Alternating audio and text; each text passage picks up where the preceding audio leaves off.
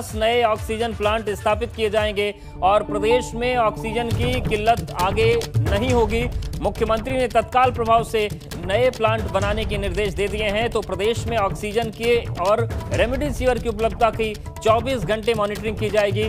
निजी मेडिकल कॉलेजों को भी अब बिना झंझट के ऑक्सीजन सिलेंडर मिल पाएगा। 6 करोड़ से अधिक धनराशि से तैयार होंगे ये ऑक्सीजन प्लांट। तो ये इस वक्त की बड़ी खबर। रेमडेसिविर इंजेक्शन की बात करें तो उसके लगातार उसके ऑर्डर सरकार की तरफ से दिए जा रहे हैं। कल 2 लाख रेमडेसिविर के ऑर्डर दिए गए थे अहमदाबाद की कंपनी को। और रही बात ऑक्सीजन की किल्लत की, तो 10 नए प्लांट सरकार लगाने जा रही है ऑक्सीजन के, जिसके बाद प्रदेश में ऑक्सीजन की किल्लत नहीं होगी। हालांकि ये गौर करने वाली बात है कि ये जो 10 प्लांट हैं ये कितने दिन में बनकर तैयार हो जाएंगे। प्रदेश में ऑक्सीजन की और रेमडेसिविर की उपलब्धता पर 24 घंटे मॉनिटरिंग की जाएगी।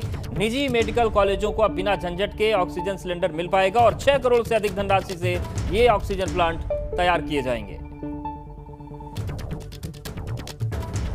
तो प्रदेश में 10 नए ऑक्सीजन प्लांट स्थापित होंगे, क्योंकि एक बड़े अधिकारी ने नाम ना बताने की शर्त पर यहां तक जानकारी दी है कि 600 टन ऑक्सीजन चाहिए, लेकिन 400 की आपूर्ति हो पा रही है।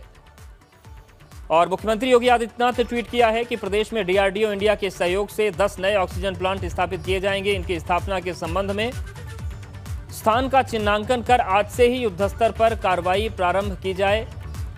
तो अलग अलग स्थानों पर अतिशीघ्र डीआरडीओ की मदद से इन प्लांट्स की स्थापना की जाएगी और 10 नए ऑक्सीजन प्लांट प्रदेश में स्थापित किए जाएंगे, ताकि जो ऑक्सीजन की किल्लत है उससे उत्तर प्रदेश निपट सके और मरीजों को ऑक्सीजन की कमी में दम न तोड़ना पड़े।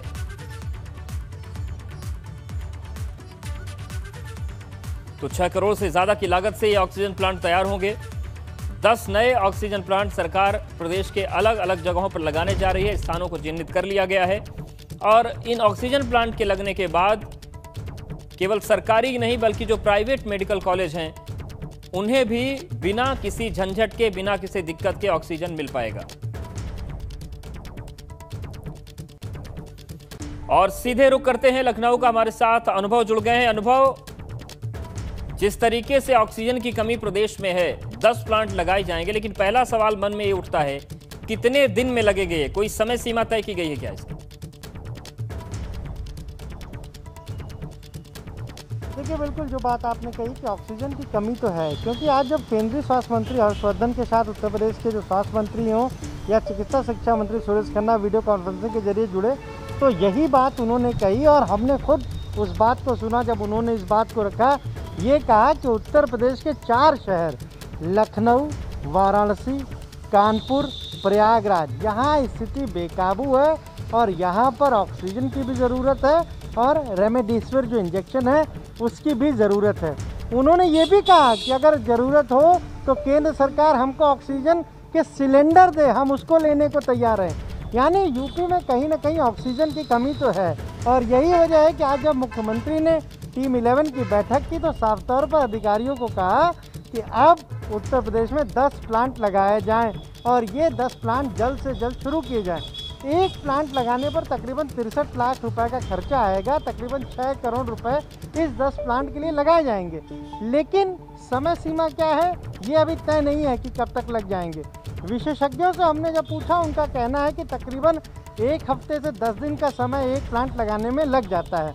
तो इस तरीके से हम माने तो अगर 10 जगहों पर अलग अलग समय में भी शुरू करेंगे तो 1 हफ्ते में ये प्लांट तैयार हो जाएंगे और इसके जरिए ना केवल जो सरकारी मेडिकल कॉलेज हैं, अस्पताल हैं, बल्कि जो निजी अस्पताल भी हैं उनको भी ऑक्सीजन। बिल्कुल, लेकिन ये कहा जा सकता है कि अभी आने वाले कम से कम 10 दिन बड़े चुनौतीपूर्ण हैं, क्योंकि रेमडेसिविर के जो परचेज के लिए ऑर्डर दिया गया है वो है। तो वहीं दूसरी तरफ जैसा कि अनुभव बता रहे हैं कि एक प्लांट लगाने में 1 हफ्ते का वक्त तो लग ही जाता है। अब आपको यूपी का सबसे ताज़ा कोरोना अपडेट दे देते हैं। बीते 24 घंटे में यूपी में 27,357 कोविड केस आए हैं। लखनऊ में कोरोना के 5,913 केस मिले हैं और उत्तर प्रदेश में फिलहाल 1,70,000 एक्टिव केस बने हुए हैं। बीते 24 घंटे में 2,15,790 टेस्टिंग हुई और 24 घंटे के दौरान 120 लोगों की मौत हुई है।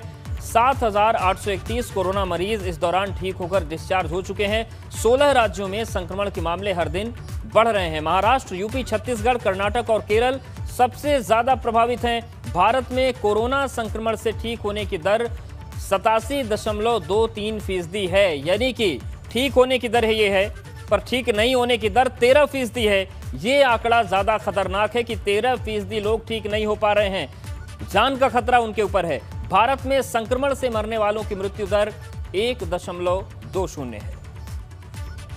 तो बीते 24 घंटे में यूपी में 27,357 कोविड केस मिले हैं। लखनऊ में हालत सबसे ज्यादा खराब है, 5,913 कोरोना केस सामने आए हैं।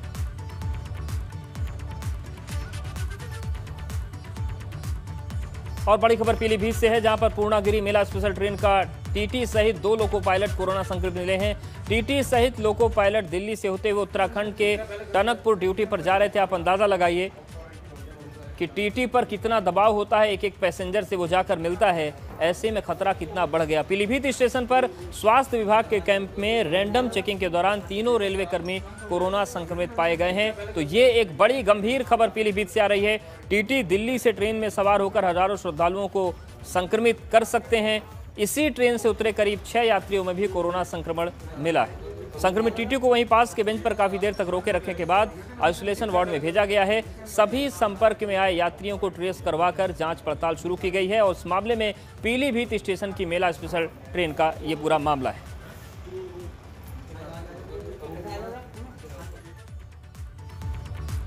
और वैश्विक महामारी कोरोना की दूसरी लहर जानलेवा साबित हो रही है। ऐसे में शासन प्रशासन की सख्ती से कोरोना गाइडलाइन को फिर से सख्ती से लागू कर दिया गया है। मास्क के साथ ही साथ सोशल डिस्टेंसिंग भी अनिवार्य है। मास्क नहीं पहनने वालों पर 1,000 से लेकर 10,000 तक का जुर्माना है। लेकिन इन सब के बावजूद भी गोरखपुर की थोक मंडी महेबा में सोशल डिस्टेंसिंग की धज्जियां उड़ाई जा रही हैं। इसके साथ ही साथ बहुत से ऐसे लोग हैं जो बगैर मास्क के दिख रहे हैं। ऐसे में कोरोना संक्रमण के फैलने का खतरा और भी बढ़ गया है। महेबा मंडी पूर्वांचल की सबसे बड़ी थोक मंडी है। यहाँ से कच्चे सामान को पूर्वांचल के साथ साथ नेपाल तक भेजा जाता है। आलू, प्याज, गल्ला, सब्जी, मछली सब कुछ महेबा मंडी में ही मिलती है। यहाँ पर रोज हजारों लोग आते हैं और बढ़ते कोरोना संक्रमण को लेकर जिला प्रशासन द्वारा गाइडलाइन की जारी की गई है। पालन न करने पर कार्रवाई की बात भी कही जा रही है। ये मेन और मैक्सिमम आरती के साथ बैठक कर लिए। हमारा ये पूरा फोकस है कि मंडी में भीड़ न लगने पाए। शासन द्वारा मंडी का समय भी निर्धारित किया गया है। हमने उस समय का पालन कराने के लिए आरती को बता दिया है। और नाइट कर्फ्यू में मंडी के कोई आरती को अगर वो सामान लेके जा रहा है तो उसको नहीं रोका जाएगा। इसके लिए पुलिस बल को भी हिदायत दे दी गई है। मंडी में हर दुकान पर हम लोग मास्क सैनिटाइजर रखवा रहे हैं। इसके अलावा कोई भी दुकान पर अगर कोई भी पेशेंट, कोई भी आदमी जिसको लगता है कि उसको सिम्टम्स हैं या कोई पेशेंट निकल के आता है तो जो गाइडलाइन शासन के उसका पालन कराया जा रहा है। और सभी व्यापारियों ने शहर से सारी चीज़ों के लिए स्वीकृति दे दी है और वो गाइडलाइंस का पालन करेंगे। तो आपने देखा कि सब्जी मंडी की क्या हालत है, गाइडलाइंस का पालन नहीं हो पा रहा है और जिस तरीके की भीड़ है कि यहां पर आपको मास्क में बहुत कम ही लोग नजर आएंगे।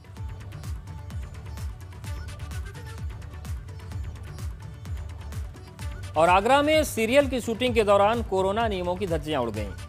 ससुराल सिमर का सीरियल की यहां पर शूटिंग चल रही है। राष्ट्रीय हिंदू परिषद में शूटिंग रुकवा दी। मौके पर पुलिस को बुलाकर कलाकारों का चालान यहां पर करवाया गया। तो देखिए, जो ससुराल सिमर का सीरियल है उसकी शूटिंग यहां पर चल रही थी, लेकिन कोरोना नियमों का पालन नहीं हो रहा था। थाना सदर क्षेत्र में ये शूटिंग चल रही थी।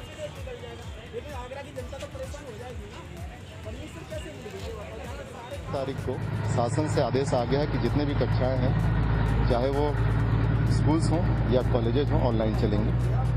इनको इस बात का इन्फॉर्मेशन दे दिया गया था।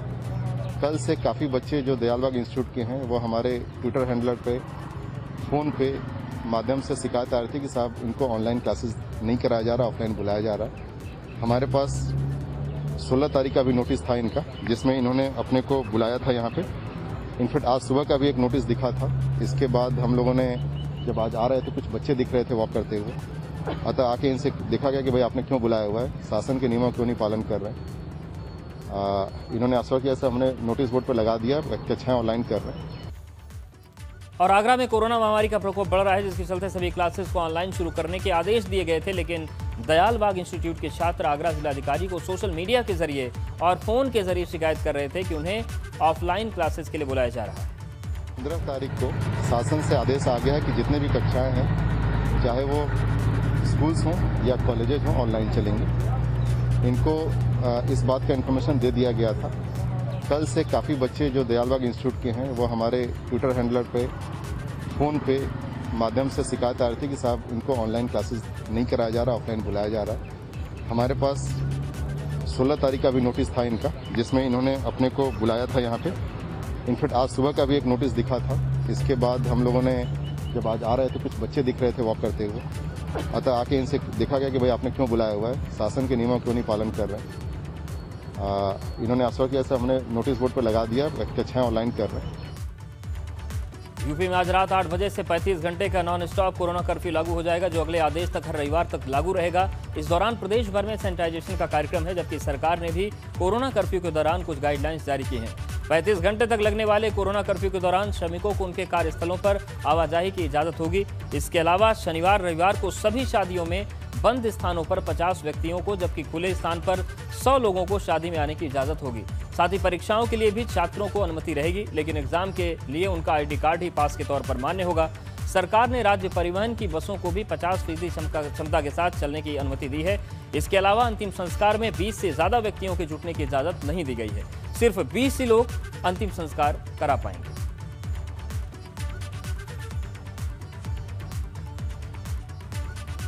एक और लखनऊ में कोरोना के चलते हालात पूरे प्रदेश में सबसे ज्यादा बुरे हैं, तो वहीं राजधानी के ही एक अस्पताल में कोविड पेशेंट के परिजनों से मारपीट की तस्वीरें सामने आई।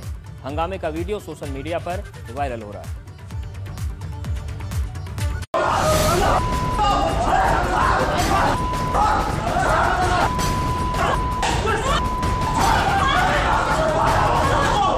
मारपीट की ये तस्वीरें देखिए, लात घूं से चल रहे हैं, गालियों की बौछार हो रही है। ये किसी सड़क या गली मोहल्ले का नजारा नहीं है, ये तस्वीरें लखनऊ के एक अस्पताल की हैं।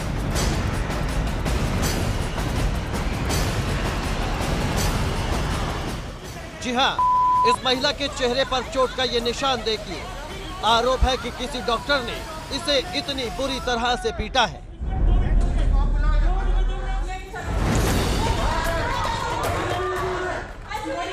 लखनऊ के नादरगंज अमौसी रेलवे स्टेशन के सामने मौजूद टीएस मिश्रा अस्पताल में डॉक्टरों पर मरीजों के परिजनों से मारपीट का आरोप लगा और वजह थी तीमारदारों का अपने पेशेंट के बारे में पूछना।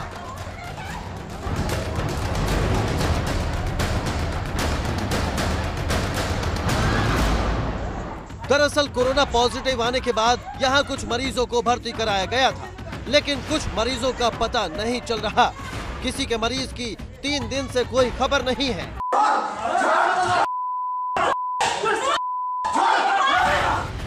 इसके बाद की तस्वीरें आपके सामने हैं। ये वीडियो सोशल मीडिया पर वायरल है। इसमें कोई दो राय नहीं कि इस महामारी में डॉक्टर भगवान से कम नहीं है, लेकिन मरीजों के परिजनों के साथ ऐसा व्यवहार भी जायज नहीं ठहराया जा सकता है। Bureau report, ABP Ganga. तेजी से बढ़ रहे कोरोना संक्रमण को देखते हुए इलाहाबाद विश्वविद्यालय ने अपने सभी हॉस्टल्स को कोविड वार्ड बनाने का अहम फैसला लिया है। विश्वविद्यालय प्रशासन ने तमाम हॉस्टल में रह रहे स्टूडेंट को तुरंत हॉस्टल खाली करने की अपील की है और कहा है कि वो अपने घर लौट जाएं और उनकी पढ़ाई ऑनलाइन मोड पर जारी रहेगी। इलाहाबाद विश्वविद्यालय ने यह फैसला जिला प्रशासन के अनुरोध के बाद लिया है। माननीय कुलपति महोदय ने एक आदेश निर्गत किया है जिसमें ये कहा गया है सभी डीन, सभी हॉस्टल के सुपरिंटेंडेंट्स और वार्डन्स को ये निर्देश दिए गए हैं कि कोविड की सिचुएशन को ध्यान में रखते हुए, चूँकि सारी क्लासेस और एग्ज़ाम्स ऑनलाइन मोड में कराए जा रहे हैं, इसलिए सभी छात्रों से अपील की गई है कि वो हॉस्टल्स खाली कर दें। और इसके साथ ही डिस्ट्रिक्ट एडमिनिस्ट्रेशन की तरफ से भी इस तरह का प्रस्ताव है कि वो हॉस्टल्स को कोविड वार्ड्स में बदलना चाहेंगे। कोविड-19 नियमों में लापरवाही बरतना महंगा पड़ सकता है। कन्नौज में बिना मास्क के घूम रहे लोगों को पुलिस ने उठक बैठक करवाई और मास्क देने के बाद हिदायत देकर छोड़ दिया गया।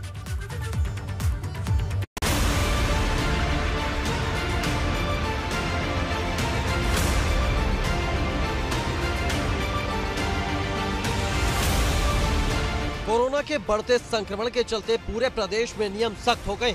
अब लापरवाही बर्दाश्त नहीं होगी और इस बात की तस्दीक करती ये 2 तस्वीरें देखिए।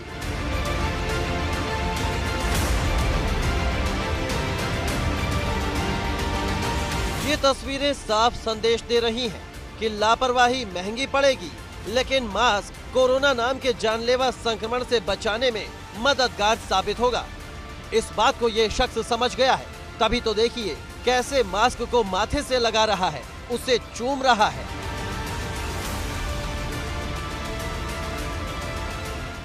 कन्नौज में बिना मास्क के सड़कों पर घूमने वालों से सजा के तौर पर उठक बैठक करवाई गई। देखिए, दारोगा जी ने इन 4 युवकों को रोका और कोविड नियमों की अनदेखी करने पर उठक बैठक करने की सजा सुना दी।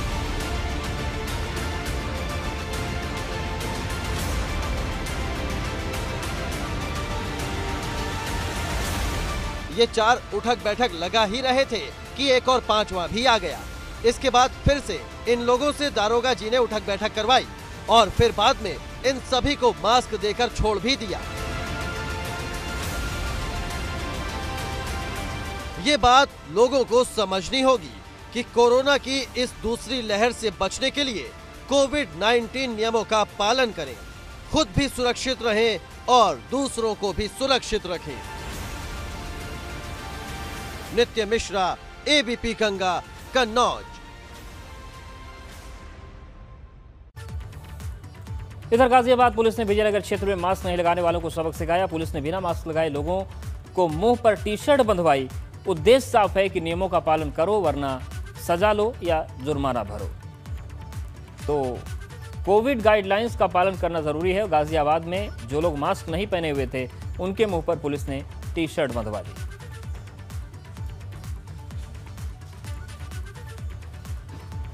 कोरोना की ताजा रिपोर्ट ने सबके होश उड़ा दिए हैं। टेंशन बढ़े भी क्यों ना, क्योंकि अभी भी हालात भयावह हैं। प्रयागराज के फाफा मऊ से आई तस्वीरें डराने वाली हैं। यहाँ श्मशान घाट का जो वीडियो वायरल हुआ है वो यकीनन झकझोरने वाला है। आप देखिए किस तरीके से गंगा नदी के किनारे कतार में शव जल रहे हैं। तो ये प्रयागराज के फाफा मऊ की तस्वीरें हम आपको दिखा रहे हैं। कम से कम 8 शव तो यहाँ से देखे ही जा सकते हैं कि एक साथ जल रहे हैं। और बड़ा क्षेत्र है फाफा मऊ का और कई श्मशान घाट है। तो प्रयागराज के तमाम श्मशान घाटों में से एक श्मशान घाट की तस्वीर है जहां पर कतार से चिताएं जल रही हैं। तो गंगा नदी के किनारे कतार में चिताएं जल रही हैं। ये प्रयागराज का फाफा मऊ का घाट है। इसके अलावा भी कई वहां पर घाट है जहां पर चिताएं जलती हैं। तो केवल एक घाट की तस्वीर है। अंदाज़ा लगाइए कि सारे घाटों को मिला लिया जाए तो ये संख्या कितनी बड़ी हो जाती है। तो प्रयागराज में भी मामला विकट है। वहाँ पर भी हालात ऐसे ही हैं कि आंकड़ों, जो प्रशासन के आंकड़े हैं उस पर यकीन करना थोड़ा कम मुनासिब लगता है। प्रयागराज की तस्वीर पहली, लखनऊ की तस्वीर आप देख ही चुके हैं। लगातार हम आपको दिखा रहे हैं किस तरीके से वहाँ के आंकड़े और वहाँ पर जलते वाली चिताओं के डिफरेंस के बीच को ढकने की कोशिश की गई। और तीसरी तस्वीर वाराणसी के, यहाँ पर भी देखिए, यहाँ पर किस तरीके से लाइन से गंगा के तट पर चिताएं जल रही हैं।